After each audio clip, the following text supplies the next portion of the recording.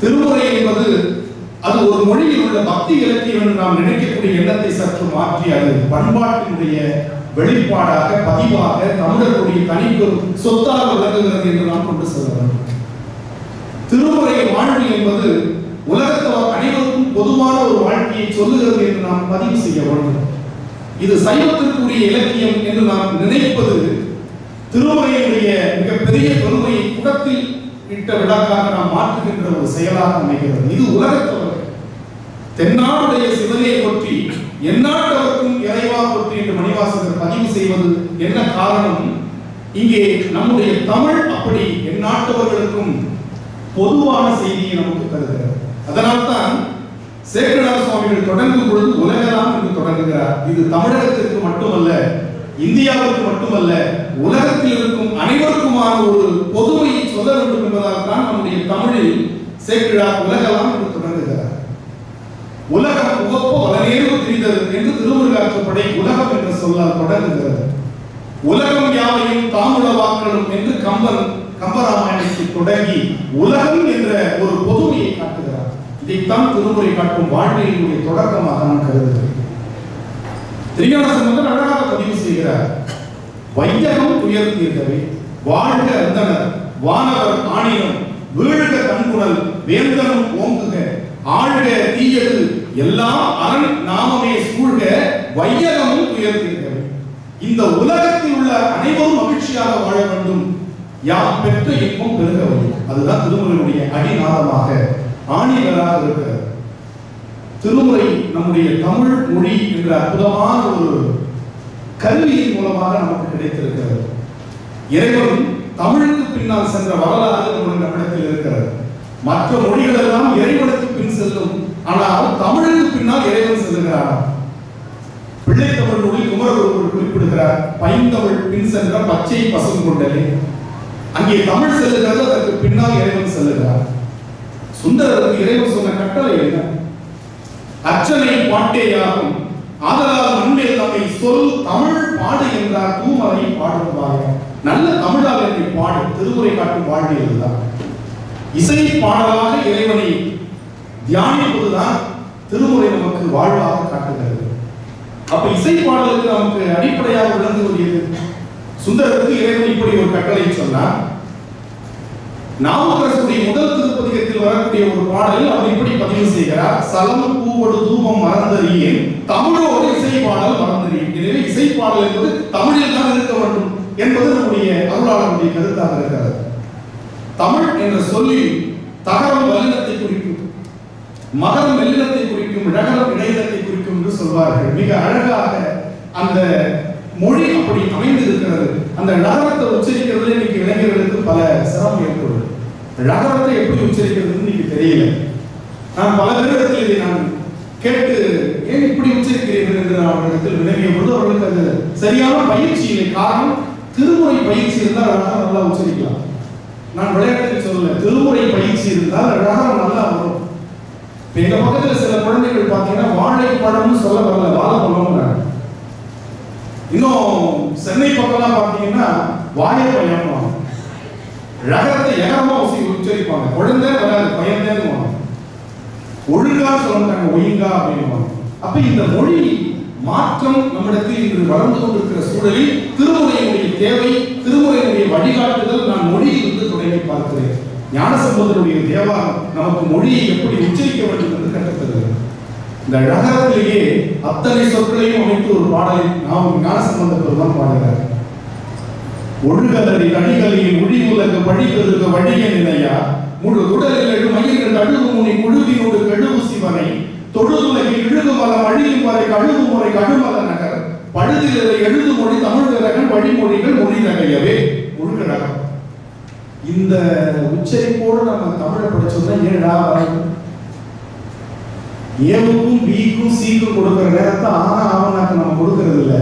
தமிழ் வரல எப்படி வரும் நினைத்து பாருங்கள். தமிழ் எப்படிப்பட்ட ஒரு அழுத்தமான மொழி.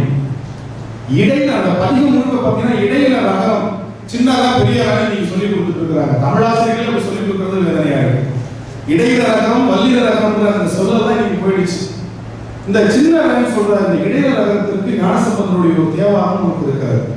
சுடருலகு நரர்கள் பயில் அரணிதளம் முரணடிய அரண மதிப்பு புறவெளிய விரவு வகை சரவிசைவு கரமுறைய பரமனிடமா வரமருட வரன்முறையின் வருசுருதி சிறவுரையினால் பிறவனுயர் அரணையுள் சரணையினை பரவவினை கரிசருமே முழுக்க இடைநடனம். அப்ப தமிழ் இது போன்ற அற்புதமான வெளிப்பாடுகளுக்கு நீங்க குழந்தைகளுக்கு சொல்லி தந்தது. மொழியில் இருந்து பக்தியை கொண்டு வரும். சமயமும் தமிழும் நமக்கு ரெண்டு கண்கள். சமயத்தையும் தமிழையும் தயவு செய்து பிரித்து பார்க்கவே முடியாது. சங்க காலத்தில் இருந்த வாழ்க்கை முறையை சைவம் என்கின்ற ஒரு சமயம் திருமுறையின் வாயிலாக மீட்டுருவாக்கம் செய்தது என்றுதான் நாம் பொருள் கொள்ள வேண்டி இருக்கிறது. அந்த காலத்துல புண்ணியம் செய்வார்க்கு பூ உண்டு நீர் உண்டு, ரெண்டு பொருள் பூஜைக்கு போதுமானது என்று திருமந்திரம் நமக்கு சொல்லுகிறது. அதைத்தான் சலம் பூ கொடுதுவம் மறந்தறியே. ஒரு கோவிலை எப்படி வழிபாடு செய்யணும், முண்டி அடிச்சுட்டு முன்னாடி போய் நமக்கு மட்டும் அருள் கிடைச்சா போதும்னு நினைக்கிற ஒரு மனப்பான்மை இன்னைக்கு வளர்ந்துட்டு வருது. வேகமா முன்னாடி போறோம், பின்னாடி இருக்கிறவங்க பத்தி கவலையே படுறது இல்லை. ஆனா நம்முடைய நாமக்கரசர் சொல்லுகிறார், எப்படி வழிபாடு செய்யணும் திருக்கோவிலுக்கு, போதோடு நீர் சுமந்தேத்தி புகுவார் அவர் பின் புகுவேன். இறைவன் அருள் பெற்றவன் நான் என்ற அகந்தையில் நான் முன்னாடி போக மாட்டேன், போயிட்டு இருக்காங்க இல்லையா கோவிலுக்கு, அவர்களுக்கு பின் சென்று நான் வழிபடுவேன். அப்ப கியூ வரிசையில் போனோங்கிறது 7ஆம் நூற்றாண்டிலே பதிவு செய்திருக்கிறார் நம்முடைய நாமக்கரசர். இன்னைக்கு நான் இந்த வழிபாட்டு முறைகளை பார்க்கும் பொழுது இப்படி ஒரு அழகான ஒரு முறையை நம்முடைய நாமக்கரசர் 7ஆம் நூற்றாண்டில் பதிவு செய்கிறார். அன்னைக்கு இந்த ஸ்கேன் போன்ற கல்விகள்லாம் இல்லை. வயிற்றுக்குள்ள இருக்கிற குழந்தை ஆனா பெண்ணா என்று தெரிந்து கொள்வதற்கெல்லாம் வசதியெல்லாம் கிடையாது. குழந்தையினுடைய வளர்ச்சி எப்படி இருக்கிறது என்று சொல்வதற்கெல்லாம் இன்று பல கருவிகள் வந்துருச்சு. முதல் வாரத்தில் இப்படி குழந்தை இருக்கு, 2ஆம் வாரத்தில் இப்படி இருக்கு காட்டுவதற்கு கருவிகள் இருக்கின்றன. ஆனால் 7ஆம் நூற்றாண்டில் நம்முடைய மெய்ஞானிகளாக வாழ்ந்த திருமுறை ஆசிரியர்கள் தன்னுடைய ஞானத்தால் அதை சொல்லியிருக்கிறார்கள். மிகப்பெரிய ஒரு ஆச்சரியமான விஷயம். குழந்தை இருக்கிற திருமுறை எப்படி கொண்டு போகணும், அது இருக்கிற அறிவியலை சொல்லி கொண்டு போகணும். பக்தி நம்பிக்கை என்று சொல்லுவதை காட்டிலும் இது பாடினால் இந்த பலனை நீ பெறுவாய் என்பதை அறிவியல் பூர்வமாக அவர்களுக்கு சொல்லும் பொழுது அதில் நம்பிக்கை ஏற்படும். அதை நாம் கண்கூடாக பார்க்கலாம். 7ஆம் நூற்றாண்டுல நாமக்கரசருடைய பதிகத்தில் பாருங்க, குழந்தையினுடைய வளர்ச்சி பற்றி அந்த பதிகம் சொல்லுகிறது. கருவாகி குழம்பிலிருந்து மூளை கருநரம்பு வெள்ளெலும்பு உருவாகி ஒன்றாகி புறப்பட்டு இங்கு ஒருத்தி தன்னால் வளர்க்கப்பட்டு. கருவாகி குழம்பிலிருந்து மூளை கருநரம்பு வெள்ளெலும்பு உருவாகி ஒன்றாகி புறப்பட்டு இங்கு ஒருத்தி தன்னால் வளர்க்கப்பட்டு. ஸ்கேன் இல்லாத காரணம். இப்படிப்பட்ட ஒரு ஞானத்தை அந்த திருமுறைகள் பதிவு செய்து வைத்திருக்கின்றன. ஒரு மனிதனிடத்தில் நாம் எப்படி பழகணும், இறைவனை எப்படி வழிபடணும். கோவில் என்பது எப்படிப்பட்டதுன்னா, நம்ம உள்ளத்தில் இருக்கும் இறைவனை புறத்தில் காணக்கூடிய ஒரு ஏற்பாடு தான் கோவில். கோவில் என்பது அதுதான். நல்ல சிவம் என்று நான் சொல்லுகிறேன் என்று சொன்னால் நான் தான் நல்ல சிவம் என்று காட்டுவதற்கு எனக்கு ஒரு ஐடென்டி கார்டு தேவைப்படுகிறது. நானே நல்ல சிவம் சொன்னா நம்ப மாட்டேங்கிறாங்க. விமான நிலையத்தில் நான் நல்ல சிவம் என்பதற்கு எனக்கு என்ன தேவைப்படுகிறது, ஒரு ஐடென்டி கார்டு தேவைப்படுகிறது. ஆனால் அந்த ஐடென்டி கார்டு என்று சொல்லக்கூடிய அடையாள அட்டை நல்ல சிவம் அல்ல. அந்த உண்மையான நல்ல சிவம் என்பது நான் தான். எந்த அடையாள அட்டை நான் என்பதை எனக்கு உணர்த்துவது மட்டுமல்ல, பிறருக்கு உணர்த்துவதற்கு பயன்படுவது போல உன்னுள் இறைவன் இருக்கிறான் என்பதை உணர்த்துவதற்கு திருக்கோவில் வழிபாடு நமக்கு துணை செய்கிறது. இறைவன் எங்கு இருக்கிறான்? உள்ளத்தில் இருக்கிறான். உள்ளத்தில் இருக்கும் இறைவன் உள்ளத்தில் தான் இருக்கிறான் என்று சொல்வதற்கு நமக்கு அடையாளங்களாக விளங்குவது தான் திருக்கோவில்கள். ரொம்ப அழகா நாமக்கரசர் பதிவு செய்கிறார். தேடி கண்டுகொண்டேன் திருமாலோடு 4 கண்ணும் தேடி தேடமா தேவனை என் உள்ளே தேடி கண்டுகொண்டேன். 15,000 கிலோமீட்டருக்கு மேல நடந்தே யாத்திரை மேற்கொண்ட நாமக்கரசர் சொல்லுகிறார், தளங்களோடு சுற்றி திரிந்து இறைவனை பாடிய நாமக்கரசர் சொல்லுகிறார், என் உள்ளே தேடி கண்டுகொண்டேன். அப்ப மனம் என்பது இறைவன் வாழும் கோயிலாக மனத்தகத்தான் தலைமேலான் வாக்கின் உள்ளான் இறைவனுக்கு சாதி உண்டு. நமக்கு ஒரே குழப்பமா இருக்கும். இறைவன் சாதி மதம் இனம் மொழி நாடு எல்லாவற்றையும் கடந்தவர், அதனால் அவனுக்கு கடவுள் என்று சொல்லிக் கொண்டிருக்கும் பொழுது தஞ்சையிலிருந்து வந்த இவர் இறைவனுக்கு சாதி உண்டு என்று சொல்கிறாரே, ஒருவேளை அவர் நம்ம சாதியை சார்ந்தவராக இருப்பாரா? அப்படியெல்லாம் ஒரு எண்ணம் நமக்குள்ள எழும். நாமக்கரசர் சொல்லுகிறார், இறைவனுக்கும் சாதி உண்டு. என்ன சாதி? மனத்தகத்தான் தலைமையிலான் வாக்கில் உள்ளான் வாயார தன் அடியை பாடும் தொண்டர் இனத்தகத்தான். தொண்டர்கள் சாதியை சார்ந்தவர். இது நீங்க எந்த சாதியில் சேர்ப்பீங்க? எப்படி திருமுறை நமக்கு ஒரு சமரச நிலையை ஏற்படுத்தி காட்டுகிறது. யாரெல்லாம் தொண்டர்களாக இருக்கிறார்களோ அவர்கள் இறைவன் சாதியை சார்ந்தவர்கள், வேற எந்த சாதியும் சைவத்தில் கிடையாது. இந்த உள்ளம் கோவிலாக இருக்கிறதுன்னு ஒரு பாட்டு குறிப்பிடுறார் சிதம்பரம் தேவாரத்தில். ரொம்ப அழகான பாட்டு. பறைக்கை உம்மத பேழம் உரித்தவன் நினைப்பவர் மனம் கோயிலா கொண்டவன். பனைக்கை உம்மத பேழம் உரித்தவன் நினைப்பவர் மனம் கோயிலா கொண்டவன். அனைத்தும் வேடமாம் அம்பல கூத்தனை தினைத்தனை பொழுதும் மறந்துய்வனோ. அனைத்தும் வேடமாம் அம்பல கூத்தனை தினைத்தனை பொழுதும் மறந்துய்வனோ. மறந்து உய்வனோ ஆங்கிலத்தில் இருந்துட்டாவே எவ்வளவு அழகா பொருள் இருப்பாங்க. அவனை நான் மறந்து உய்ய மாட்டேன், மறந்து உய்வனோ என்று சொல்லுகிறார். நினைப்பவர் மனம் கோவிலாக உள்ளவர். அப்ப இந்த மனம் எப்படி இருக்க வேண்டும்? மலர் வழிபாடு செய்கிறோம். அந்த மலர் வழிபாடுடைய தத்துவம் என்ன தெரியுமா? இந்த மனம் மலராக மென்மையாக இருக்க வேண்டும். அதனால் நாங்கள் புறத்தில் உனக்கு மலர் வழிபாட்டை செய்கிறோம். ஏன்னா இறைவன் குடிகொண்டிருக்கிற இந்த மனத்துக்கு மலர்னு பேர் சொல்ற நம்முடைய திருவள்ளுவர். மலர்மை செய்கிறான். எனவே மலர் வழிபாட்டை செய்வதன் மூலம் இந்த மனம் மலராக மென்மையாக மாற வேண்டும். திருவள்ளுவர் இன்னொரு திருக்குறளை நான் சொன்னா 1330 திருக்குறளை சொன்னதாக இருக்கும். திருக்குறளை முழுமையா படிக்க முடியலனா கூட பின்பற்ற முடியல கூட இந்த ஒரு திருக்குறளை பின்பற்றினால் போதும். மனத்துக்கண் மாசு இலனாதல் அனைத்து அரண் ஆகுல நீரது. அறங்களுக்கெல்லாம் முழுமையான ஒரு அறம் எது என்று சொன்னால் மனத்துக்கண் மாசு இலனாதல். இதைத்தான் திருமந்திரத்துல திருமூலர் சொல்லுகிறார். மனம் அது செம்மையானால் மந்திரம் ஜபிக்க வேண்டாம். மனம் அது செம்மையானால் மந்திரம் ஜபிக்க வேண்டாம். பாரதி சொல்லுகிறான், இந்த வாழையடி வாழையாக வந்த பரம்பரை அல்லவா பாரதி. பாரதி சொல்லுகிறான், உள்ளத்தில் உண்மை ஒளி உண்டாகி வாக்கிலே ஒளி உண்டாகும். அப்ப உள்ளத்தில் உண்மையான ஒளி உண்டாகிவிட்டால் நம்முடைய வாக்கு தூய்மையாக இருக்கும். இந்த மனத்துக்கு மாசலாளருக்கு விவேகானந்தர் ஒரு கதை சொல்லுகிறார். ஒரு கடற்கரையில் ஒரு குருவும் ஒரு சீடரும் நடந்து போகிறார். அப்ப நடுக்கடலில் ஒரு இளம் பெண் தத்தளித்துக் கொண்டிருக்கிறார். என்னை யாராவது காப்பாற்றுங்கள் காப்பாற்றுங்கள். உடனே அந்த குரு சீடரை பார்த்து கேட்கிறார், உனக்கு நீச்சல் தெரியுமா? தெரியும் குருவே.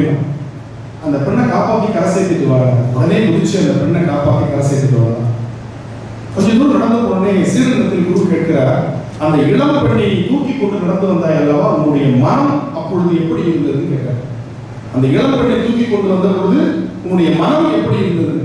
உடனே அந்த சீடன் சொன்னார், அதை நான் அங்கேயே இறக்கி வைத்து விட்டேன். அந்த பெண்ணை நீங்கள் தான் இன்னும் சுமந்து கொண்டு வருகிறீர்கள். அப்போ மனம் என்பது எவ்வளவு பெரிய கருவியாக விளங்குகிறது. செயலை காட்டிலும் மனதில் நினைப்பது குற்றம். எனக்கு குற்றம் எங்கிருந்து தொடங்குகிறது? நினைப்பதிலிருந்து தொடங்குகிறது. அதனால்தான் வெளியில் கோவில் கட்டினவங்களை காட்டிலும் மனசுல கோவில் கட்டினவங்க நாயன்மாரா இருக்கிறாங்க. நல்லா பாருங்க, வெளியில் கோவில் கட்டியவர்களை காட்டிலும் மனக்கோவில் கட்டிய பூசலார் நாயனாராக இருக்கிறார். காட்டிலும் என்ன பொருள்? நினைத்தல் செய்தலும் மிக்கது. திருவள்ளுவர் சொல்றார், அடுத்தவர்கள் பொருளை நீ திருட வேண்டும் என்று நினைத்தாலே அது திருடி ஒரு பாசத்தை ஏற்படுத்துவது என்னதான் அந்த இசை. ஏழு இசையான் இசை பயனான் இறைவனை இசை வடிவமாக பார்ப்பதற்கு நமக்கு அடிப்படையாக அமைந்தது என்னன்னா நம்முடைய திருமுறை பாடல்கள். திருமுறை பாடல்களை பாடினால் நம்முடைய வினை கழியும். அடுத்து நமக்கு சொல்லியிருக்கிறார், திருநெறிய தமிழ் வல்லவர் தொல்வினை தீர்தல் எளிதாமே. அப்ப திருநெறிய தமிழை பாடினால் நம்முடைய வினைகள் தீர்ந்துவிடும். அடுத்து சொல்றாங்க, ரொம்ப அழகா சொல்றாங்க, இந்த வினையை தீர்ப்பதற்கு நமக்கு என்ன இருக்கு கையில? திருமுறை பாடல்கள் இருக்கு. அந்த பாடல்களுக்கு வினை தீர்வது மட்டுமல்ல, இறைவன் கேட்ட வரங்களை எல்லாம் தருகிறான்னு சொல்றாங்க. பண் ஒன்ற இசை பாடும் அடியார்கள் குடியாக. ஞானசம்பந்தருடைய வாக்கு. பண் சுமந்த பாடல் பரிசு படைத்தவரும் மணிவாசனுடைய வாழ்க்கை. எப்ப பண் சுமந்த பாடலை நாம் பாடினால் நம்ம இறைவன் பரிசு கொடுக்கிறார். பாடல் பத்தும் பாடவல்லார் பாவம் பறையுமே. ஞானசம்பந்தருடைய இடங்கள் தரும் என்ற பாட்டினுடைய திருக்கடை காத்து சொல்லுகிறாரு, நம்முடைய மறையுடைய தோளுடைய என்று சொல்லக்கூடிய இடர்களையும் பதியக்கூடிய திருக்கடைக்காப்பு நமக்கு சொல்லுகிறது. அருமையான பாடல்கள். நமக்கு இடர்கள் வரும் பொழுது இறைவனை நினைக்க வேண்டும். அது மட்டுமல்ல, மகிழ்ச்சியிலும் இறைவனை நினைக்க வேண்டும். அதற்காக இந்த பாட்டு சொல்றாரு பாருங்க, எவ்வளவு உரிமையோடு இறைவனத்தில் நம்மை கொண்டு போய் சேர்க்கிறது இந்த தமிழ். காந்தார பஞ்சமம் என்ற அற்புதமான பாட்டு. இடரினும் தளரினும் எனதுரு நோய் தொடரினும் போனகடல் தொழுதழுவேன் கடல்தனில் அமுதோடு கலந்த நாஞ்சை மிடரில் அடக்கிய வேதியனே நஞ்சை மிடரில் அடக்கிய வேதியனே இதுவோ எமையாடுமார் ஈவரும் நமக்கில்லையே அதுவோ உனதின்னருள் ஆவடு துறை அரணே. இறைவன்கிட்ட உரிமையோடு கேட்க வைத்தது இந்த திருநெறிய தமிழ். ரொம்ப அழகா சுந்தரர் ஒரு பாட்டில் பதிவு செய்யறார். சுந்தரர் நமக்கு தெரியும், அவருக்கு பேர் வன் தொண்டர்னு பேர். வம்பா இறைவன் கேட்டு வாங்குறாரு, கேட்கிறாரு, எனக்கு பிரியாணி மட்டும் கேட்கிறாரு இறைவன். எவ்வளவு உரிமை பாருங்க. கரிகிறம் நெய்சோறு உப்போதும் வேண்டும் கடல் நாகை காரோடும் நேடி இருந்தீங்க காம்பியோடு நேர்த்தியர்கள் படித்தருள வேண்டும் கடல் நாகை காரோடும் சென்டரா கேட்கிறார். சிங்கப்பூர்ல சென்ட் ஃபேமஸ் சொல்றாங்க. சுந்தரர் கேட்கிறார், கத்தூரி கமல் சார்ந்து படித்தருள வேண்டும்.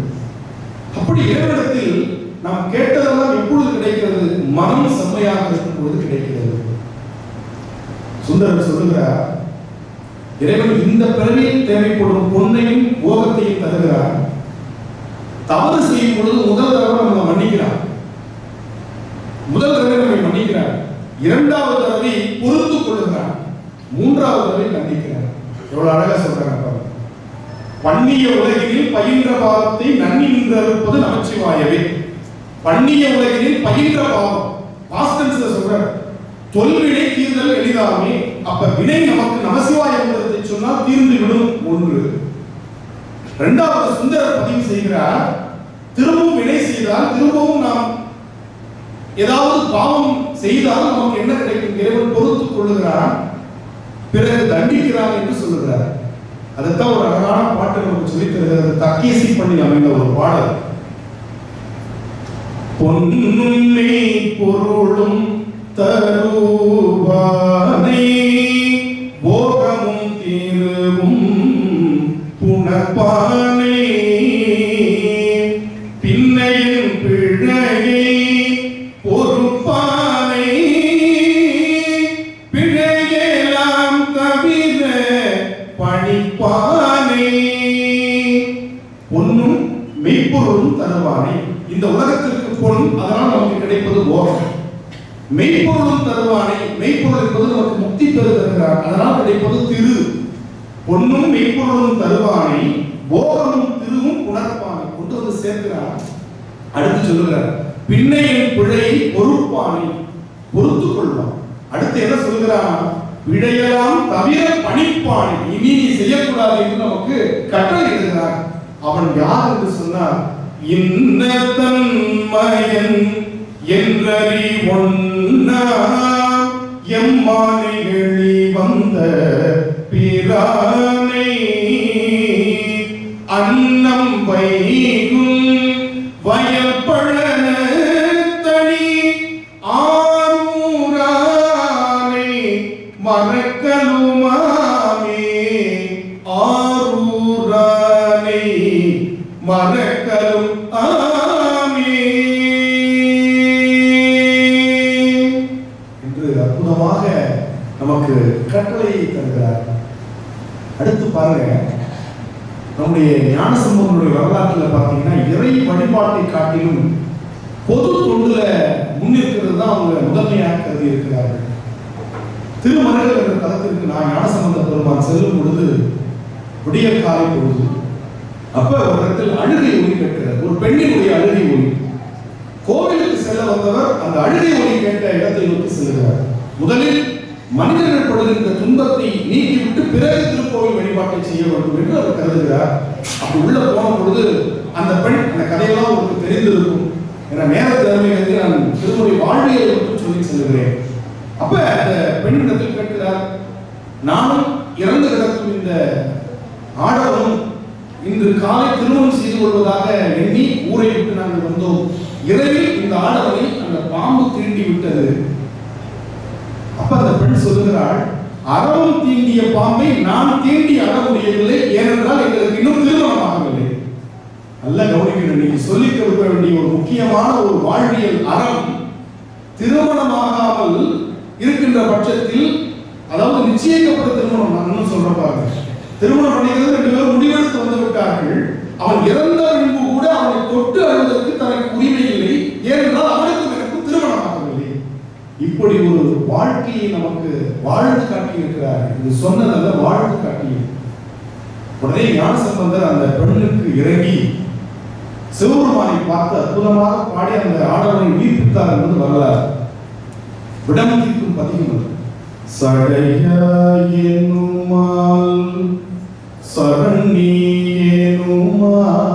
சரண்யேனுமால்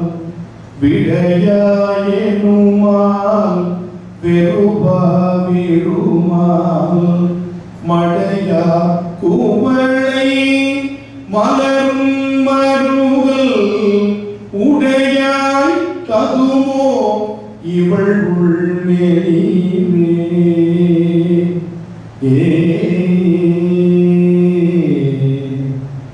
ஆடவன் உயிர் பெற்று எழுதுகிறார். அதுக்கப்புறம் தான் அவர் திருக்கோவில் வழிபாட்டுக்கு செல்கிறார். திருவள்ளுவருடைய அந்த வார்த்தைக்கு இலக்கணமாக வாழ்ந்து காட்டியவர்கள் நம்முடைய திருமுறை சார்ந்தவர். என்ன சொல்றார்? அறிவினால் ஆகுவதுண்டோ பிரிதி நோய் தன்னோயோ போற்றாக்கடை. ஆங்கிலத்தில் 2 சொற்கள் உண்டு, சிம்பதி, எம்பதி. இந்த சிம்பதினா ஒரு உயிர் துன்பப்படுவதை பார்த்து நாம் துன்பப்படுவது சிம்பதி, இரக்கம் பேரு. ஐயோ இவ்வளவு கஷ்டப்படுது அப்படின்னு நினைக்கிறது சிம்பதி. ஆனா அந்த எம்பதிங்கிறது இருக்கு பாருங்க, அந்த உயிராகவே நாம் மாறி துன்பப்படுவதற்கு பேர் எம்பதின்னு பேர். அதுதான் ஆன்ம நேயம்னு பேர். அந்த ஆன்ம நேயம் என்பது நம்முடைய அருளாளர்கள் மனித நேயம் சாதாரணமா இறக்கப்படுவது. அந்த ஆன்ம நேயம், அந்த ஆன்மாவாகவே நாம் மாறி இறக்கப்படுவது, துன்பப்படுவதற்கு பாருங்க. அதைத்தான் திருவள்ளுவர் சொல்ற அறிவு பெற்றதுடைய அழகு அதுதான். நீங்க திருக்குறள் பாருங்க, அறிவை சொல்லுகிற எல்லா இடத்திலும் அன்போட தான் சேர்த்து சொல்றாரு. அறம் போலும் கூர்மையேனும் மரம் போல்வர் மக்கட்பண்பு இல்லாதவர். இந்த மக்கட்பண்பு இல்லாதவர்கள் யாரை சொல்றாருன்னா, எவ்வளவு பெரிய புத்திசாலியாக இருந்தால் கூட அவர்களுக்கு மனித நேயம் என்கின்ற மக்கட்பண்பு இல்லை என்றால் அவர்கள் மரத்திற்கு சமம். இந்த இடத்துல ஒரு கேள்வி வருது, பயன்மரம் உள்ளூர் பழுத்தற்றால் திருவள்ளுவர் மரத்தை எல்லா இடத்திலும் போற்றி சொல்லுகிறார். மரத்தை உயர்வாக சொல்லுகிற வள்ளுவர் மனித நேயம் இல்லாத ஒரு மனிதனை சொல்லும் பொழுது மரத்துக்கு ஓமையா சொல்லியிருப்பாரா? ஒரு கேள்வி வருது. உரையெழுத்தவர்கள் எல்லாம் என்ன எழுதியிருக்காங்க? மரத்திற்கு சமம், மரத்திற்கு சமம், அன்பில்லாதவர்கள் மரத்திற்கு சமம், அவர்கள் எவ்வளவு புத்தி கூர்மை உடையவர்களாக இருந்தாலும் அப்படின்னு உரை எழுதியிருக்காங்க. ஆனால் நான் இப்படி சிந்தித்து பார்க்கிறேன், ஒரு திருக்குறளை நாம் நுணுகி பார்க்கும் பொழுது அதில் சில அற்புதமான விளைவுகளை நாம் பார்க்க முடியும்.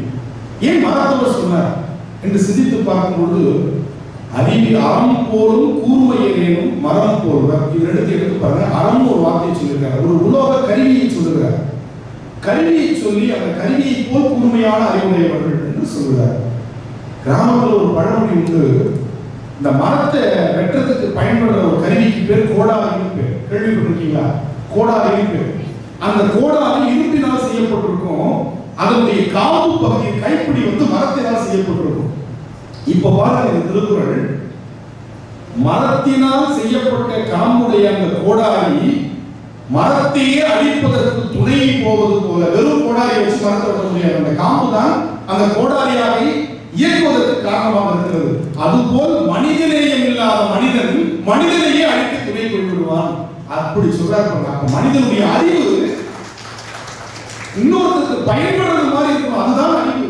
ஏன்னா ஒரு தீக்குச்சியை கொண்டு விளக்கு ஏற்றவும் முடியும், வீட்டை எரிக்கவும் முடியும். தீக்குச்சியினுடைய தவறு அல்ல, அது ஏற்றுபவனுடைய கொடுத்துபவனுடைய தவறு இல்லையா? அப்ப இந்த அறிவை கொண்டு நல்ல ஆக்கமான சிந்தனைகளையும் கொண்டு வர முடியும். அழிவு பாதையில் அறிவு கொண்டு போகும். அதனால்தான் திருவள்ளுவர் ரொம்ப கவனமா சொல்றார், நன்றின்பால் நிற்பது அறிவு. எது நல்லதோ அதை அதன் பக்கம் செலுத்துவதுதான் அடிவாதத்தின் வள்ளுவர் சொல்றார். திருமுறை ஆசிரியர் நமக்கு அப்படித்தான் சொல்லி தருகிறார். இன்னைக்கு உலகம் முழுக்க பாசிட்டிவ் திங்கிங் அப்படிங்கிற ஒரு வார்த்தையை பயன்படுத்தும். பாசிட்டிவ் திங்கிங் ஆங்கிலத்தில் சொன்னா எளிமையா புரியுங்கிறதுக்காக நான் சொல்றேன். நேர்மறையான சிந்தனை வளர்த்துக்கணும். இன்னைக்கு அந்த நேர்மறையான சிந்தனை ரொம்ப குறைஞ்சிக்கிட்டே வந்துருச்சு. ஏதாவது நெகட்டிவா குழந்தைகிட்ட ஒரு பொருளை கொடுத்து எடுத்துட்டு வாங்க நம்ம சொல்ல மாட்டோம். போட்டு உடைச்சிடாதுன்னு, பத்திரமா எடுத்துட்டு வாங்க சொல்றதை விட போட்டு உடைச்சிடாது அப்படின்னு சொல்லும்போது அந்த குழந்தைகளுக்கு இயல்புலேயே அந்த நெகட்டிவ் தாட்ஸ் சொல்லக்கூடிய எதிர்மறையான சிந்தனை வளர்ந்து அந்த பாசிட்டிவ் திங்கிங்கை பத்தி இன்னைக்கு பல நூல்கள் உலகம் முழுக்க வெளிவந்து கொண்டிருக்கிற அதற்கு அடிப்படை நம்முடைய திருமுறைகள். மலையே வந்து வீழினும், திருநாவுக்கரசர் சொல்றாங்க, மலையே வந்து வீழினும் மனிதர்கள் நிலையில் நின்று கலங்க பெறுகிறேன். மலை வந்து உன் மேல விழுந்தா கூட உன்னுடைய நிலையிலிருந்து கொஞ்சம் கூட மாறாது, கவலையே படாது. இவ்வளவு ஒரு பெரிய நம்பிக்கை நமக்கு தருகிறது திருமுறை. இன்னொரு திருமுறையில சொல்றாங்க, தொடக்கமே இப்படி ஆரம்பிக்குது. நன்று நாள்தோறும் நம் வினை போயரும் என்றும் இன்பம் தழைக்க இருக்கலாம். வருங்காலத்தில் வர சந்ததிகளுக்கு சந்தேகம் வந்துகிட்டே இருக்குன்னு நன்று சொல்லி நிறுத்தல, நன்று அடுத்து சொல்றாரு. இந்த நன்று இன்னைக்கா நாளைக்கா நாளானைக்கு வருமா? நாள்தோறும் தினமும் நமக்கு கிடைக்கும். அடுத்து திருப்பி சந்தேகம் வருது. நன்று நாள்தோறும் எதனால நம்முடைய நன்மைகள் நமக்கு கிடைக்கும் அப்படின்னா நம்முடைய வினை போயரும். இவ்வளவு சொல்லிட்டு திருப்பியும் நீங்க பஞ்ச் டயலாக்னு சொல்ல முடியாது. அது மாதிரி முத்திரை பதிக்கிறார், என்றும் இன்பம் தழைக்க இருக்கலாம். இதுதான் திருமுறை நமக்கு காட்டுகிறது. அது மனிதனுடைய அந்த நம்பிக்கை, தன்னம்பிக்கை. வெறுங்கை என்பது மூடத்தனம், உன் விரல்கள் 10 மூலதனம். கருங்கல் பாறையில் நொறுங்கி விடும், உன் கைகளில் பூமி சுழன்று வரும். நீ கவிஞர் எழுதுறார். திருநாவுக்கரசருக்கு பாதை இருக்கிறது. ரொம்ப அழகான ஒரு தேவாரம். திருவேட்களம் என்ற ஒரு தலத்தை நாவுக்கரசர் பாடிய தேவாரம்.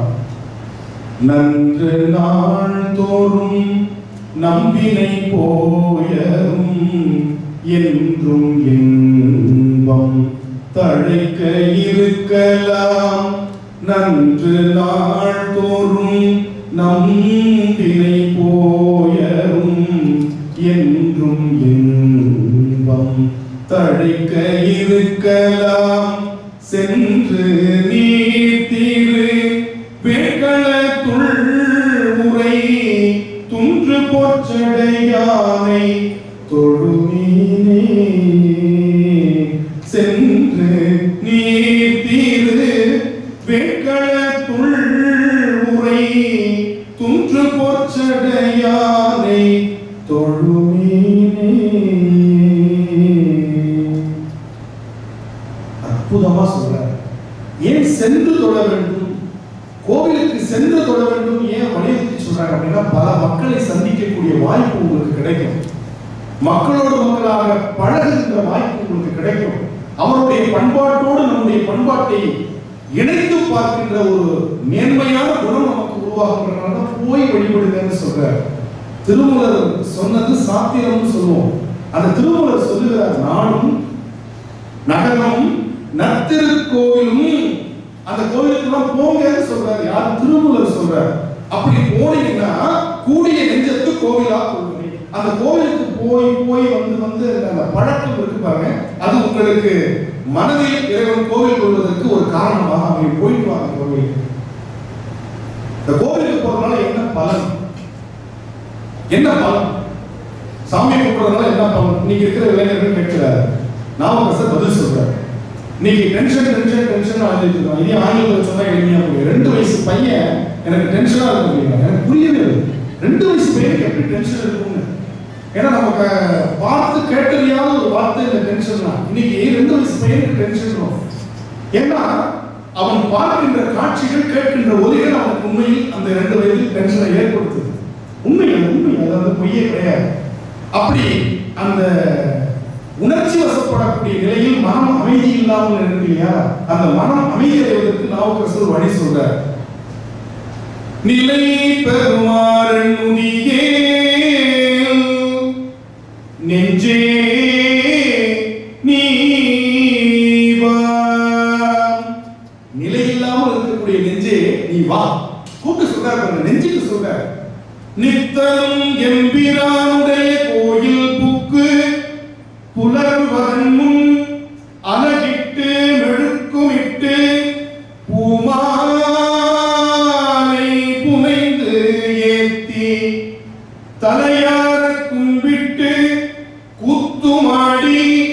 சங்கரா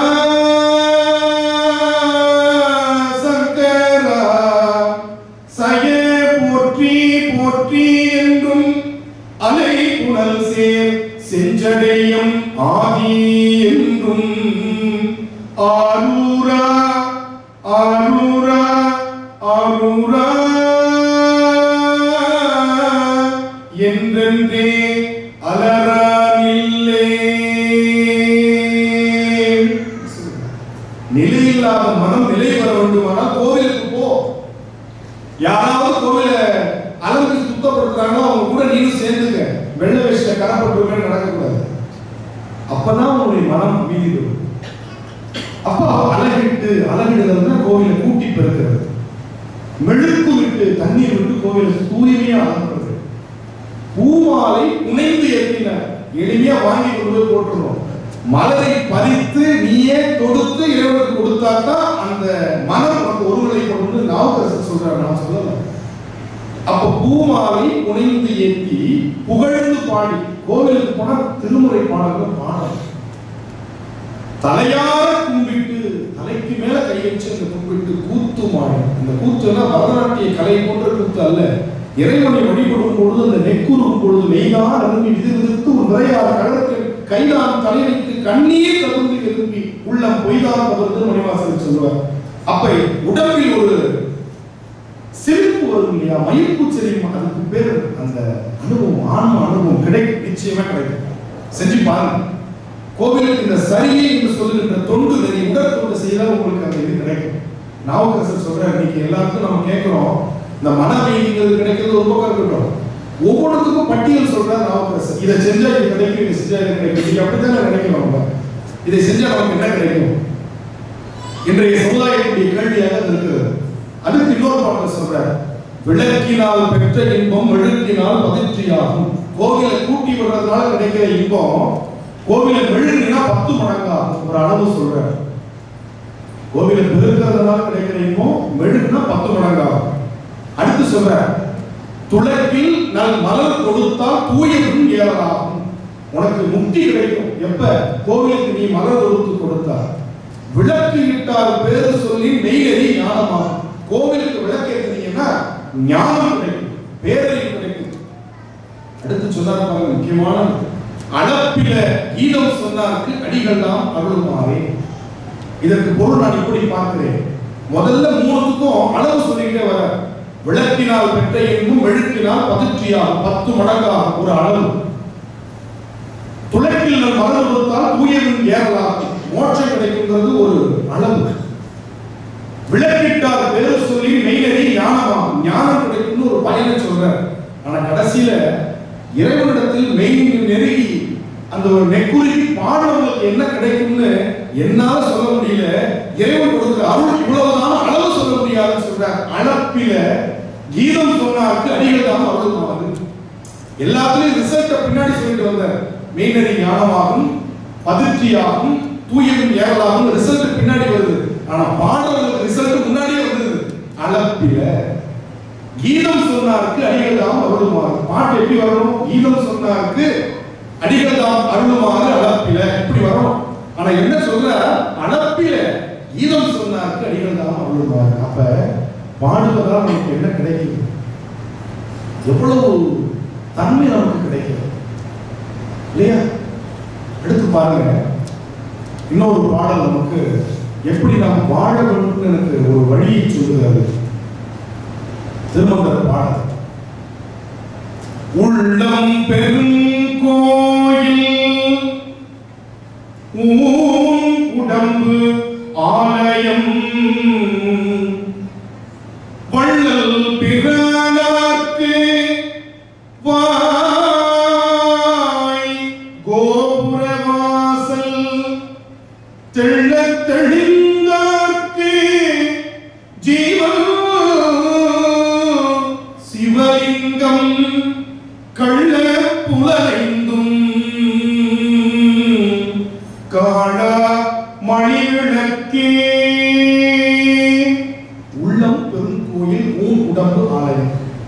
ஆலயம் என்று சொன்னால் ஆன்மா ஒன்று வருகின்ற இடம். லயிப்பது ஆலயம். கோயில் என்று சொன்னால் சொன்னால் கருவறை. பெருமான் குடிகொண்டிருக்கக்கூடிய கருவறைக்கு பேர் கோயில் பேரு. அதை சுற்றி இருக்கக்கூடிய பிரகாரங்களோடு அமைந்த அந்த அமைப்புக்கு பேர் ஆலயம் பேரு. அதனாலதான் திருமூலர் ரெண்டு சொல்லியும் நமக்கு சொல்றார், உள்ளம் பெருங்கோயில், உடம்பு ஆலயம். அந்த ஆலயத்திற்கு செல்வதற்கான வாய்தான் நமக்கு கோபுர வாசலாக இருக்கிறது. திருப்புகழில் பாட பாட வாய் மணக்கும் என்று சொல்கிறார்களே, அதுபோல இறைவனுடைய புகழை நாம் பாட பாட இது அந்த கோவிலுக்கு செல்லும் வாசலாக இந்த வாய் அமைகிறது. வாழ்த்துவதற்கு வாய். நிறைய பேர் வையத்துக்கு நினைச்சிட்டு இருக்காங்க. நம்ம நாவுக்கரசர் என்ன சொல்றாரு, இது பாருங்க, வாழ்வியல் எளியாங்க. வாழ்வியல் எளியா நம்ம நினைச்சிட்டு இருக்கிறோம், சாமி கும்பிடுறது மட்டும் தான் திருமுறைகள் சொல்லி தருது போல இருக்குன்னு. இந்த வாய் வாழ்த்துவதற்காக, வாழ்த்த வாயும் நினைக்க மனநெஞ்சும் தாழ்த்த சென்னியும் தந்த தலைவன் என்று சொல்லுகிறார். அப்ப இறைவனை நினைத்து நாம் பெருமைப்படணும். இப்படிப்பட்ட நல்ல வாய், நல்ல கண், நல்ல மூக்கு, நல்ல உடல் கொடுத்த அந்த இறைவனுக்கு நன்றி சொல்லுவதுதான் நம்முடைய வாழ்க்கையில் கிடைத்த பெருமை. எங்கேயோ யாரோ சிக்ஸர் அடிச்சதுக்கு இங்கே குதிக்கிறோம் டிவியை பார்த்துட்டு இல்லையே. யாரோ எங்கேயோ சிக்ஸர் அடிக்கிறான், இங்க பார்த்துட்டு குதிக்கிறான், கடந்து துள்ளான். நல்ல கை, நல்ல கால், நல்ல இதயத்தை கொடுத்த இறைவன் நினைச்சு நம்ம கொண்டாடுறதுல அதற்கு அடிப்படையாக அமைந்த நம்முடைய பெற்றோர்கள் நினைச்சு நம்ம குதிக்கிறீங்க. நினைச்சு பாருங்க, பெற்றோர்களை எப்படி வழிபடணும் அப்படின்னு சொல்லி நமக்கு ஞானசம்பந்தரும் திருநாவுக்கரசரும் வாழ்ந்து காட்டியிருக்காங்க. சாதாரண விஷயம் அல்ல. பெற்றோர்களை நாயன்மாராக ஆக்கி பார்க்கிறார் நம்முடைய சுந்தரமூர்த்தி சுவாமிகள். அப்படிப்பட்ட வழிபாட்டை நமக்கு சொல்லித் தருகிறது திருமுறை. அப்ப இறைவனை வாழ்த்துவதற்காக இந்த வாய். அப்ப கோபுர வாசல். தெள்ள தெளிதாருக்கு ஜீவன் சிவலிங்கம், இந்த உயிர் தெளிவி அடைந்தவருக்கு சிவலிங்கம் என்று சொல்லுகிறார். நினைக்க வேண்டாம். அதுல ஒருத்தர் பயிற்சி பெறக்கூடிய ஒருத்தர் என்ன சொன்னாங்க, தினமும் 1 மணி நேரம் தியானம் பண்றேங்க. எனக்கு தூக்கி வரை போட்டுச்சு. 1 மணி நேரம் தியானம் பண்றீங்களா? ஆமா, 1 மணி நேரம் தியானம் பண்றேன். சரி, நானும் உட்கார்ந்து பார்த்தேன். கண்ணை மூடி உட்கார்ந்து தியானம் உட்கார்ந்ததுக்கு அப்புறம் தான் எலக்ட்ரிக் பில் கட்டுறது ஞாபகத்துக்கு வருது. டெலிபோன் அடிக்கிறது அப்பதான் காதுல விழுது. வெளியிலிருந்து யாரோ கூப்பிடுறதுலாம் காதுல விழுது. முன்ஜென்மத்து ஞாபகம்லாம் வருது கண்ணை மூடி உட்கார்ந்ததுக்கு அப்புறம். கண்ணை திறந்தா எதுவுமே ஞாபகத்துக்கு வர மாட்டேங்குது. அவர் எப்படி 1 மணி நேரம் தியானம் பண்ணாரு? எனக்கு ஒரு கேள்வி. அருணகிரிநாதருக்கு 1/2 நிமிஷம் தியானம் வைக்கிறதுக்கு முடியலன்னு சொல்லி வேண்டுகிறார். சரண கமலாலயத்தை 1/2 நிமிஷ நேரம் விட்டு தவமுறை தியானம் வைக்க அனுப்பாயிருக்கிறார். 1/2 நிமிஷம் நினைச்சா போதும்ன்ற 1 மணி நேரம் தியானம்னு சொல்றோமே, அப்ப நாம் யாரை ஏமாற்றிக் கொண்டிருக்கிறோம்? ஆனா திருமுறை பாடினா நிச்சயமா தியானம் தனியா பண்ண வேண்டியது இல்லை. திருமுறையே தியானம். நீங்க தேவார பாட்டை பாடி பாருங்க, மனம் ஒருமைப்படும், வேற எந்த சிந்தனையும் வராது. வந்துச்சுன்னா தேவாரத்துல பண்ணுல பெசகு வந்துடும், தாளத்துல பெசகு வந்துடும். ஒரு பாட்டை நீங்க பாடி பாருங்க. நான் ஒரே பாட்டை சொல்லுகிறேன், தயவு செய்து உங்களுடைய கண்களை மூடி நீங்க இந்த பாட்டை தியானித்து பாருங்கள். இறைவனுடைய திருவடிகள் உங்களுடைய கண்கள், உங்களுடைய மனதில் எழும். அந்த பாட்டுடைய ராகத்துக்கு பேரு காந்தாரம். காந்தத்தை போல இருக்கக்கூடிய ஒரு பணி காந்தாரம் பேர். நாவுக்கரசர் ஆடி அமாவாசை என்று பெருமானுடைய கையை காட்சியை கண்டு பாடிய அற்புதமான பாட்டு. கேட்டு பாருங்க, பிளட் பிரஷர் குறையும். கண்டிப்பா சொல்றேன், ரத்த அழுத்தம் குறையும்.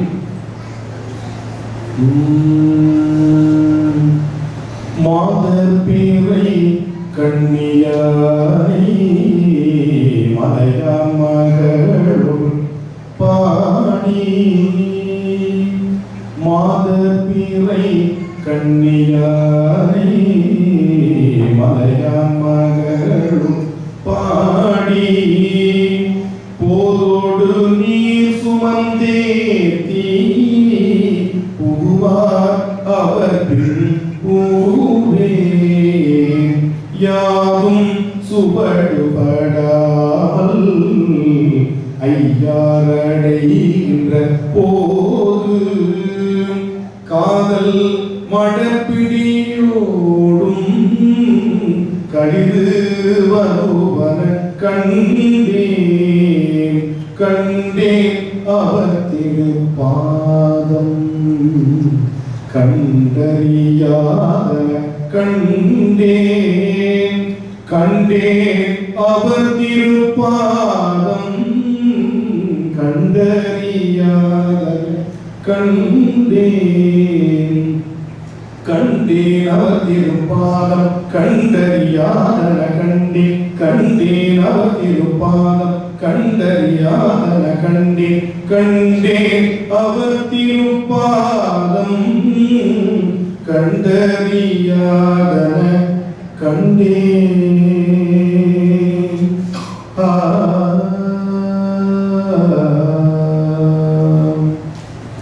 இந்த மாதிரி பாட்டை கேட்க ஏன் ரத்த கொதிப்பு வரப்போகுது நினைச்சு பாருங்க. இது போன்ற பன்னிசை நம்முடைய திருநெறிய தமிழாக நமக்கு இருக்கு. இந்த பாட்டை பாட நிச்சயமாக சொல்லுகிறேன், சத்தியமாக நமக்கு பிளட் பிரஷர் குறையும். இன்னொரு பாட்டு இருக்கு, இந்த குளிர் காலத்துல நமக்கு சுரநோய் வரும் இல்லையா, இப்படி சொல்லுங்க குழந்தைங்களுக்கு. ஞானசம்பந்தருடைய வரலாற்றை சொல்லும் பொழுது, கொடிமாட செங்குன்றூருக்கு ஞானசம்பந்தர் சென்ற பொழுது அடியாருக்கு சுரநோய் ஏற்பட்டது. அந்த நோயை தீர்ப்பதற்காக ஞானசம்பந்த பெருமான் பாடிய தேவாரம் வியாழக்குறிஞ்சி என்ற பண்ணில் அமைந்தது அப்படின்னு சொல்லிட்டு கூடுதலா அவங்க சொல்லுங்க, இந்த வியாழக்குறிஞ்சி என்ற பண் உடலில் உஷ்ணத்தை ஏற்படுத்தக்கூடியது. சயின்டிபிக்கா நிரூபிச்சிருக்காங்க. இந்த பண் பண்ண வேர்க்கும். இப்ப இந்த குளிர்சாதனையில இந்த பண் பாடி முடிச்சு வேர்ப்பு நீங்க பார்க்க முடியும். விளையாட்டு சொல்லுங்க, எல்லாமே நான் இங்க பிராக்டிக்கலா செயல்முறையா உங்களுக்கு செஞ்சு காட்டுறேன். ஏன்னா வாழ்வியல் நெறிகள் கொடுக்குறாங்க தலைப்பு. அப்ப வாழ்வியல் வாழ்ந்து சொன்னாலே அது நிஜமாக நாம் புரிந்து கொள்ள முடியும். ஏன்னா நம்பிக்கையா போகணும். சைவ சித்தாந்தத்துக்கு சைவ சித்தாந்தம் அப்படின்னு சொல்லக்கூடிய அந்த அறிஞர்கள்ட்ட ஒரு கேள்வியை கேட்டாராம். சைவ சித்தாந்தம் என்ன சொல்லுது? எல்லா மதங்களிலும் சமயங்களிலும் கடவுள் உண்டு அல்லது இல்லை, இந்த கேள்விக்கு இந்த ஆன்சர் தான் இருக்கும். அப்படிதானே? கடவுள் இருக்கா இல்லையா ஒரு குறிப்பிட்டது இருக்கும்னு சொல்லுவோம், ஒரு குறிப்பிட்டது இல்லைன்னு சொல்லுவோம். சைவ சித்தாந்தத்தை கேட்டாங்க, கடவுள் இருக்கிறாரா இல்லையா? இந்த ரெண்டு ஆன்சர்ல ஒண்ணுதான் சொல்லணும். ஆனால் சைவ சித்தாந்தம் அறிவியல் முறைப்படி ஒரு பதிலை சொல்லுகிறது, கடவுள் இருக்க வேண்டும். இருக்கிறான்னு சொன்னா நம்பிக்கை, இல்லைன்னு சொன்னாலும் நம்பிக்கை. அவனும் அப்படி நம்பிட்டு இருக்கிறாங்க. ஆனால் சைவ சித்தாந்தம் என்ன சொல்லுகிறது? கடவுள் இருக்க வேண்டும். இல்லது மாறாது, உள்ளது அழியாது, சக்காரியவாதம்னு பேரு. அப்ப இருக்க வேண்டும் என்ன அர்த்தம்? இங்கே மனிதன் இருக்கிறார், உலகம் இருக்கிறது, வினைகள் இருக்கின்றன. எனவே இந்த மனிதனுக்கு இந்த வினையை ஊட்டுவதற்கு ஒருவன் இருக்க வேண்டும் என்று சொல்லும் பொழுது சைவ சித்தாந்தம் அறிவியல் முறைப்படி சர்க்காரியவாதமாக இருக்கிறது. காரண காரிய அடிப்படையில் ஒன்று விளக்குகிறது. அதுதான் திருமுறையும் செய்கிறது. பாருங்க, அந்த வியாழக்குறிஞ்சி என்ற பணக்கு உஷ்ணத்தை அதிகப்படுத்துற ஒரு குணம் உண்டு. அப்ப அங்க வந்தது அவர்களுக்கு குளிர் ஜுரம். அப்ப குளிர் ஜுரம் வந்த பொழுது உஷ்ணத்தை அதிகப்படுத்துற பண்ண பாடுறாரு. பாண்டிய மன்னனுக்கு வெப்பு நோய் வந்த போது குளிர்ச்சியை தருகிற காந்தாரத்துல பாடுறாரு. காந்தார பாடுற உடம்பு குளிரும், பிளட் பிரஷர் குறையும் சொன்னேன். ஏன்னா பிளட் பிரஷர் ரத்த சூட்டின் காரணமாக வருவது, ரத்தத்தினுடைய வெப்பத்தன்மை அதிகரித்தது காரணமாக வரக்கூடிய நோய் பிளட் பிரஷர். அங்க சூட்டை குறைக்கிறதுக்கு காந்தாரம் என்ற குளிர்ச்சியான பண் பாடப்படுகிறது. பாண்டிய மன்னனுக்கு வெப்பு நோய் வருகிறது, அது வெப்பத்தின் காரணமாக நோய். அங்க காந்தாரம் பாடுற மந்திரமாக நீர். இங்கே குளிர்ச்சியின் காரணமாக நோய் வருகிறது, அங்கே வெப்பத்தை ஏற்படுத்துகிற பண். அவ்வினைக்கும் வினையாம் என்று சொல்லும் அகுதறிவீர், உய்வினை நாடாது இருப்பதும் தமக்கு ஊனமன்றே, கைவினை செய்து எம் பிறக்கடல் போற்றுதும் நாம் அழியோம், நாம் மடியோம், செய்வினை வந்து எமை தீண்டப் பெறா, செய்வினை வந்து எமை தீண்டப் பெறா, திருநீலகண்டம், திருநீலகண்டம். இது உஷ்ணத்தை ஏற்படுத்துகிற பணம். அப்படி தமிழ் எவ்வளவு ஆழம் இருக்கிறது. நம்ம சாதாரணமா இசைப்பாட்டுன்னு எடுத்துக்க முடியாது. ஒவ்வொரு செய்திக்கும் உள்ளே இருக்கக்கூடிய அறிவியல் தன்மையோடு கூடிய ஒரு பொருள் பொதிந்து இருக்கிறது. எனக்கு நேரம் இருக்கும், 10 நிமிடம் இருக்குங்க. ஆனா அந்த 10 நிமிடத்துக்குள்ள நான் தேவாரத்தில் சொல்லிட்டே வந்துட்டேன். திருவாசகத்தை தொட்டு நான் நினைவு செய்யணும் இல்லையா? வான் கலந்த மாணிக்க வாசகம் என்று நம்முடைய வள்ளலார் சொல்லுவார். நம்முடைய திருவாசகத்துக்கு நம்முடைய தலைவருக்கு அழகா சொன்னார், திருவாசகத்திற்கு உருகார், ஒரு வாசகத்திற்கு உருகார். ஜி.யு. போப் சொல்லுகிறார், இது எலும்பையும் உருக்கும் பாட்டு. இமைப்பொழுதும் என் நெஞ்சில் நீங்காதான் தாழ்வாழ்வு. இதை எப்படி மொழிபெயர்க்கிறதுன்னு தெரியல. உலகத்தில் எந்த மொழியில் இருக்க ஈடா சொல்ல முடியாதுன்னு சொன்னது வெளிநாட்டு அறிவியல். இமைப்பொழுதும் என் நெஞ்சில் நீங்காதான் தாழ்வாழ்க. எப்படி பாருங்க, எவ்வளவு ஒரு ஆழமான ஒரு நூல். அதற்கு தமிழ்ல முல்லை தீம்பாணி என்ற ஒரு பண்ணு இருக்கிறது. இன்னைக்கு மோகனம் என்ற ராகத்தில் அதை பாடுறாங்க. அதற்கு அடிப்படையான தமிழ் பண் முல்லை தீம்பாணி. இந்த திருவாசகத்தை கேட்ட கண்ணீர் நம்முடைய கண்களில் இருந்து வெளிவரும். வரலைன்னா நான் சரியா பாடல விளையாட்டு சொல்லல. அப்படிப்பட்ட உருக்குகின்ற ஒரு தேவா. அதாவது தமிழ்ல 4 தமிழ் உண்டு. முத்தமிழ் கேள்விப்பட்டிருப்பீங்க. இயல் தமிழ், இசை தமிழ், நாடக தமிழ். இசை தமிழை 4ஆ பிரிக்கலாம். எதுனா கொஞ்சு தமிழ், கெஞ்சு தமிழ், விஞ்சு தமிழ், நெஞ்சு தமிழ். ஞான சம்பந்தருடைய தமிழ் கொஞ்சு தமிழ். குழந்தையா இருந்து பாருங்க, அவருடைய தமிழ் கொஞ்சு தமிழ். நாவுக்கரசர் ஒவ்வொன்றையும் கேட்கிறார். எனக்கு மூவலி சூளம் எம்மேல் பொறித்து வை கேட்கிறார். ஒவ்வொன்றையும் கேட்டார். அதனால கெஞ்சு தமிழ்னு பேர். திருச்சத்திமுற்றம் ஒரு ஊர். திருச்சத்திமுற்றம் பட்டீஸ்வரத்துக்கு பக்கத்துல இருக்கு. அங்க போய் இறைவனிடத்தில் கேட்கிறார், கெஞ்சி கேட்கிறார். எனக்கு திருவடி தீட்சை வேணும்னு கேட்கிறார் நாவுக்கரசர். அற்புதமான ஒரு பாட்டு.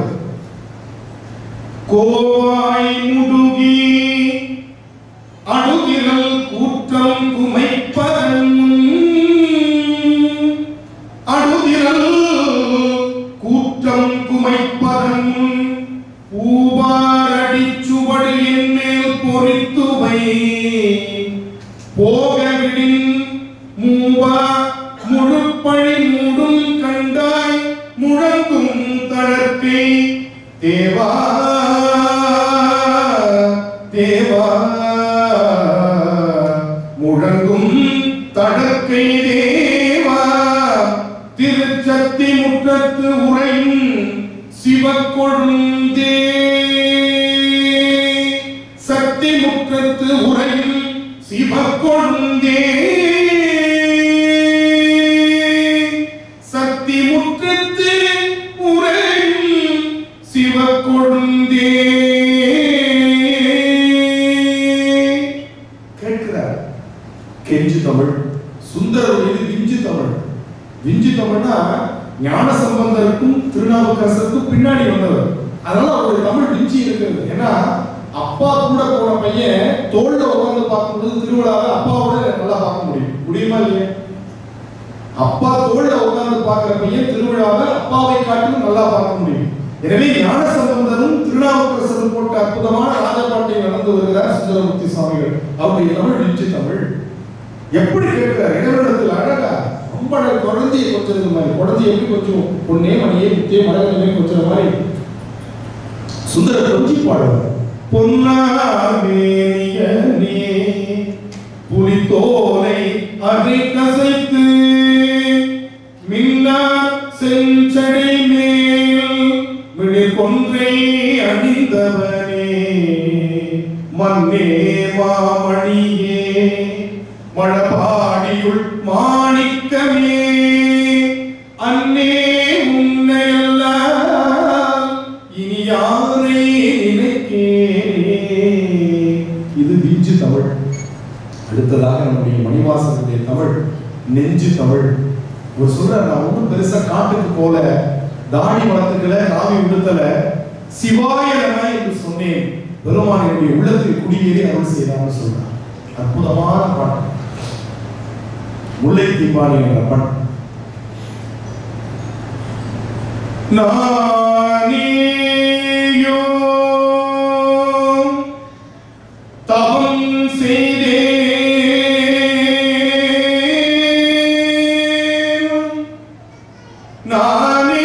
நானேயோ தவம் செய்தேன், சிவாய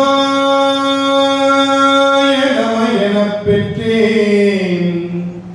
தேனாய் இன்னமுதமுமாய் தித்திக்கும் சிவபெருமான், தேனாய் தித்திக்கும் சிவபெருமான்,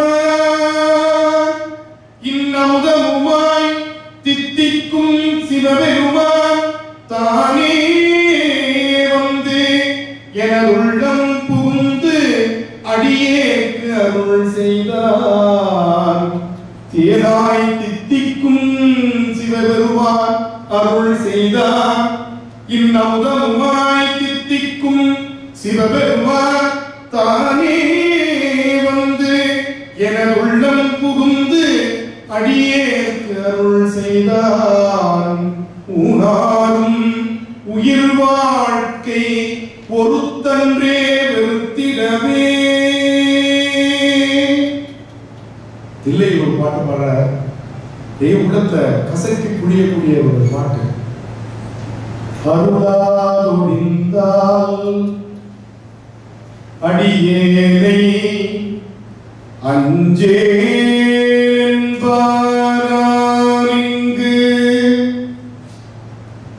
பொருளா என்னை புகுந்து ஆண்ட பொன்னே, என்னை புகுந்து ஆண்ட பொன்னே, மருளா மனத்தோடு உன்னை பிரிந்து வருந்துவேற்கு வா என்றும் தெருளார் கூட்டம் காட்டாயே. செத்தே போனால் சிறியாரோ சிரிப்பார் கணிப்பார் தேடிப்பார் திரண்டு திரண்டு உன் திருவார்த்தை கேட்பார் மெச்சுவார் வெவ்வேறிருந்து உன் திருநாமம் தரிப்பார் பொன்னம்பலத்தாடும் தலைவா என்பார் அவர் முன்னே நடிப்பாய் நாயே இருப்பேனோ நம்பித்தான் நல்காயே. உருகி உருகி பாடுகிறார். இறைவனிடத்தில் எந்த வேதமும் இல்லை. எனவே அந்த திருமுறை சொல்லுகின்ற பேதம் இல்லாத ஒரு தன்மையை நாம் எய்த வேண்டும். அதுதான் திருமுறை ஆசிரியர்களுக்கும் திருமுறைகளுக்கும் நாம் செய்கின்ற கடப்பாடு. இறைவனை எல்லாரும் சொல்றோம். வானாகி மண்ணாகி வழியாகி ஒளியாகி ஊனாகி உயிராகி உண்மையுமாய் உண்மையும் கோணாகி யான் எனது என்று அவரவரை கூத்தாட்டுவானாகி என்றாய் சொல்லி வாழ்த்துவாரே. மணிவாசன் ஒரு பாட்டு சொல்ற, இந்த உலகத்தில் இருக்கிற அத்தனை வேறுபாடுகளாகவும் இறைவன் இருக்கிறான், ஆனால் அவனிடத்தில் எந்த வேறுபாடும் இல்லை. எவ்வளவு அழகான ஒரு வார்த்தை. பூதங்களைந்தாகி புலனாகி பொருளாகி பேதங்கள் அனைத்துமாய் பேதம் இல்லா பெருமகனை கேதங்கள் கெடுத்தாண்ட கிளறி மரகதத்தை வேதங்கள் தொழுதேத்தும் விளங்குதில்லை கண்டேனே. வேதங்கள் அனைத்துமாய் பேதம் இல்லா பெருமகன். இன்று ஆண் பெண் மூன்றாவது பாலியல்னு சொல்றோம் இல்லையா, திருநங்கையர்கள். அந்த திருநங்கையாகவும் இறைவன் இருக்கிறான்னு திருவாசகம் நமக்கு பதிவு செய்யுது. எவ்வளவு பெரிய விஷயம். ஆன்மால ஆண் பெண் ஏது? ஆன்மாவுக்கு இது ஆண் ஆன்மா, இது பெண் ஆன்மா, இது திருநங்கை ஆன்மா கிடையாது. இது இந்த உயிருடைய ஆன்மா, யானையுடைய ஆன்மா, இது பூனையுடைய ஆன்மா, வேறுபாடு கிடையாது. ஆன்மா என்பது அப்பழுக்கற்றது. அதற்கு ஜெண்டர் கிடையாது, பாலின வேறுபாடு கிடையாது. பதிவு செய்கிறது திருவாசகம். திருவம்பாவையினுடைய 18வது பாடல் நமக்கு அதை சொல்லுகிறது.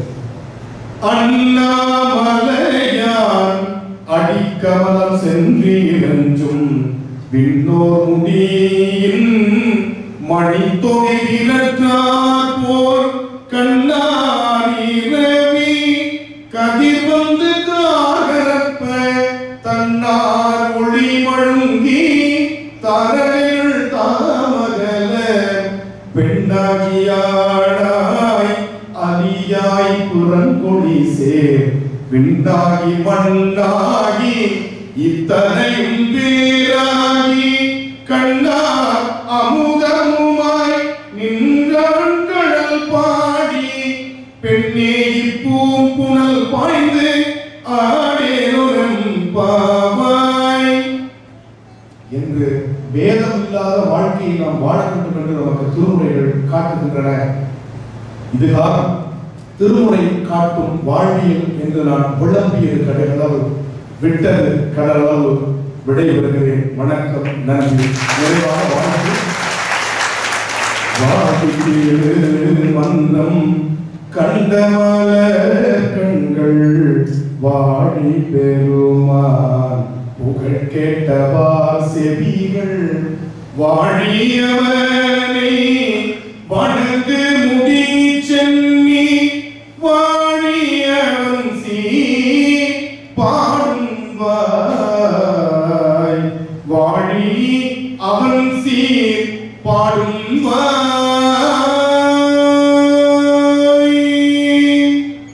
திருச்சிற்றம்பலம்.